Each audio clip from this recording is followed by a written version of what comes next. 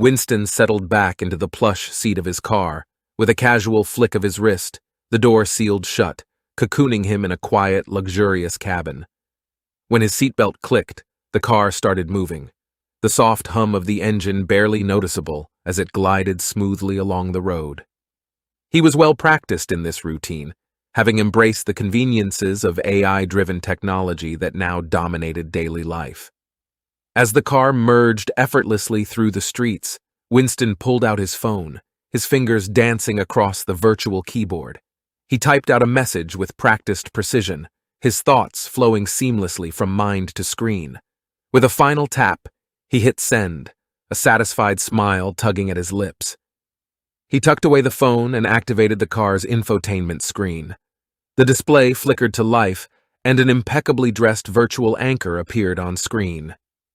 AI model Cooper 7, indistinguishable from a real human being. Reports indicate that a successful attack on the Indian shore has been carried out by Allied forces, marking a notable advancement in the war effort against the East Asia Federation. The display illuminated scenes of warships disgorging soldiers onto the shoreline, their movements accompanied by warplanes soaring overhead, launching calculated assaults on targets strewn along the coastline. A curious thought arose in Winston's mind. Could he discern the authenticity of this video? In a world where the line between fact and fabrication blurred, he pondered, would anyone know if none of this ever happened? He switched channels, landing on a scene where a young and beautiful woman, clad in a revealing dress, was singing a catchy song. She had an extraordinary voice. Jessica X13 commanded the spotlight. Winston could distinctly remember an animated conversation about her during his work hours earlier today, an emerging new AI singer, making the rounds in the realms of entertainment. He turned off the screen and turned his attention to the expansive window, his eyes drinking in the landscape outside. The smooth flow of traffic was a testament to the AI technology that now orchestrates the movements of vehicles. Gone were the days of honking horns, traffic jams, and road rage. The cars moved in perfect harmony, guided by algorithms that anticipated every twist and turn, optimizing travel times and minimizing congestion. Winston leaned back, reveling in the stress-free commute that had become the norm. 2 minutes to arrival. An AI voice roused him from his daydream, breaking the spell of his contemplation. A police cruiser occupied his designated parking space, a stark obstruction that ignited a flurry of confusion and concern within Winston. He noticed an additional police vehicle stationed across the street. 5 uniformed officers stood outside with a keen awareness. They pivoted their collective gaze upon his vehicle, the tension tangibly thickening as his car drew to a halt before his residence. When Winston anxiously exited the car, he found himself instantly encircled by the assembly. "Are you Mr. Winston Thims?" inquired the officer. "Yes. What seems to be the problem, officer?" "I have a warrant for your arrest," the officer said, holding a piece of paper on display. "Arrest?" Winston uttered with disbelief. "For what?"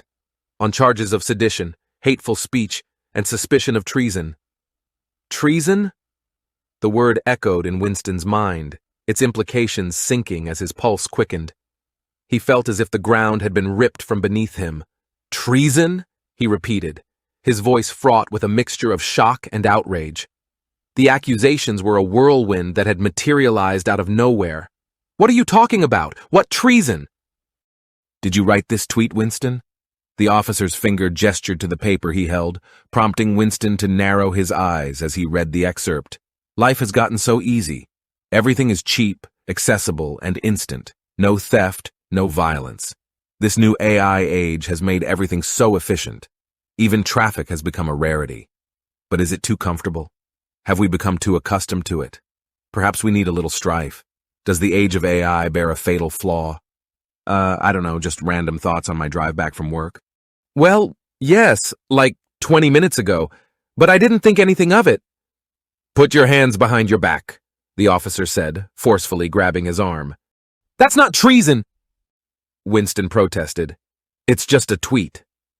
"You'll have a chance to explain that to the judge, Winston," the officer responded in a measured tone, unmoved by Winston's assertion. "Now put your hands behind your back, please." With a resigned sigh, Winston complied. As the officer secured the cuffs, he recited Winston his rights and put him inside the police car.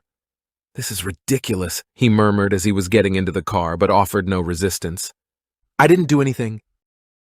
Enveloped in the dimly lit interior of the police car, Winston's mind was a whirlwind of thoughts as it wrestled with the sudden turn of events. The rhythmic hum of the vehicle's engine provided a steady undertone to his contemplations.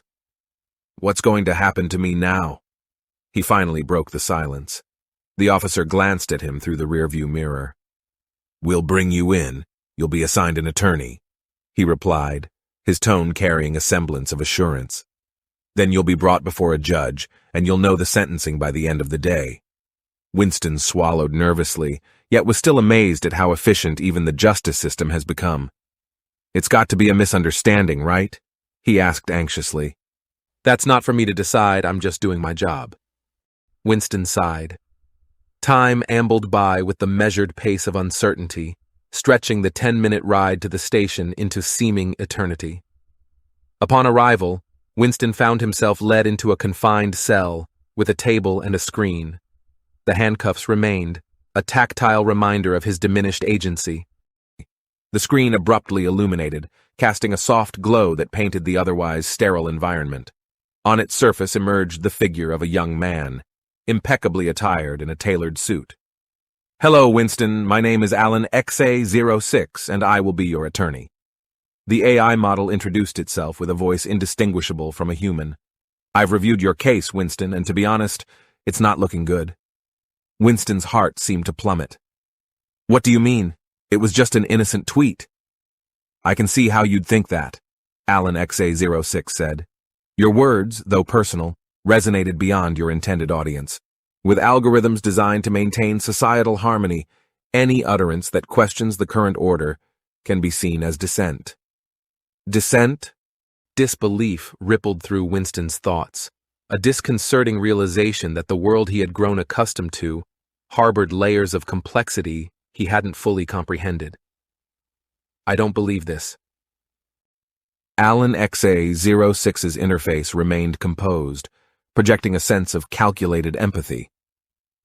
"We will construct a defense around your lack of malicious intent, an assertion of acting in ignorance. If we can evoke genuine remorse, it may lead to a reduction in the penalty. The treason charges might be dropped. We need to focus on that." The AI attorney continued on, expounding on their legal strategy. Yet Winston's thoughts had drifted elsewhere. "Winston?" Alan XA06's perceptive algorithm detected Winston's mental detachment.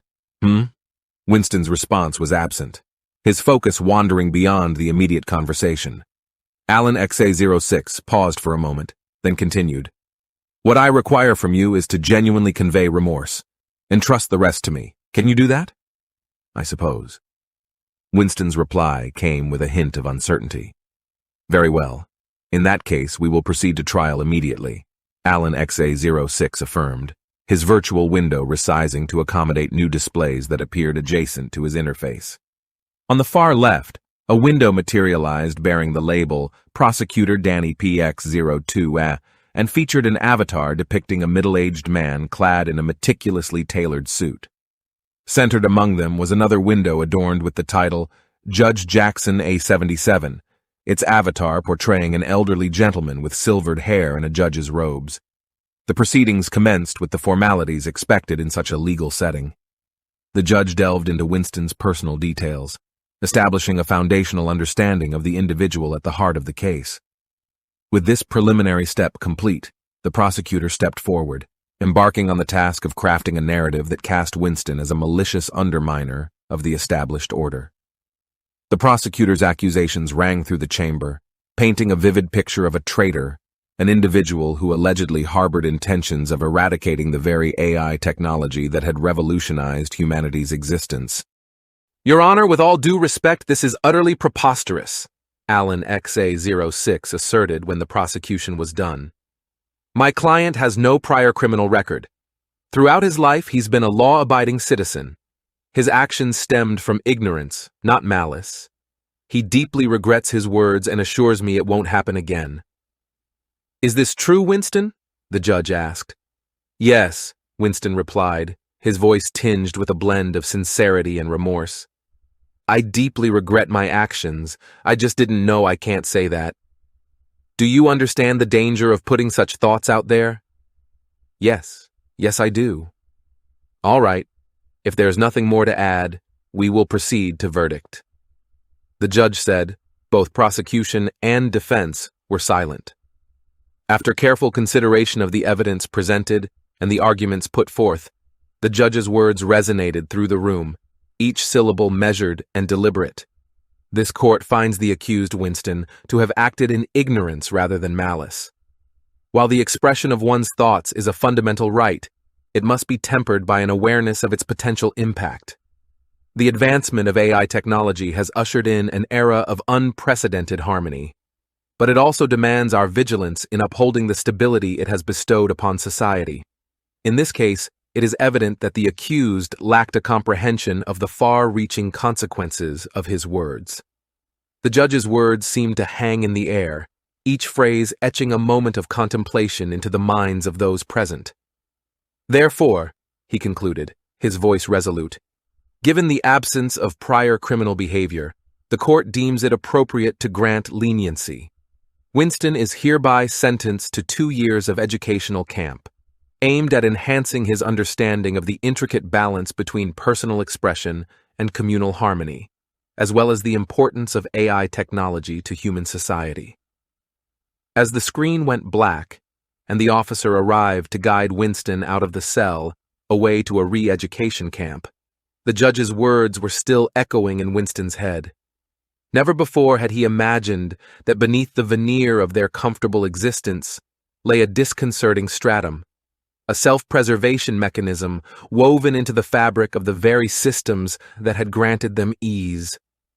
Winston's steps felt heavy, weighted with the weight of revelation.